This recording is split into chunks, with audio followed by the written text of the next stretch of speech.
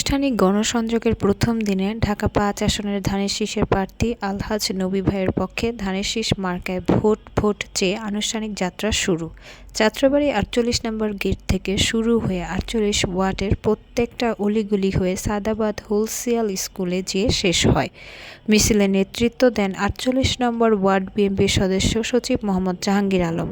মিছিলে আরও উপস্থিত ছিলেন ঢাকা মহানগর দক্ষিণ স্বেচ্ছাসেবক দলের যুগ্ম সাধারণ সম্পাদক ইঞ্জিনিয়ার হাসান আলী, ৪৮ নম্বর ওয়ার্ড বিএনপির যুগ্ম আহ্বায়ক সৈয়দ আল মাহফুজ তানসেন, খলিলুর রহমান খলিল, রবিউল হক রবি, নিয়ামুল হক মোকসেদ, যাত্রাবাড়ী থানা তাঁতি দলের আহ্বায়ক মোবারক হোসেন সহ ৪৮ নম্বর ওয়ার্ড বিএনপির অঙ্গ সংগঠনের নেতৃত্ববৃন্দ।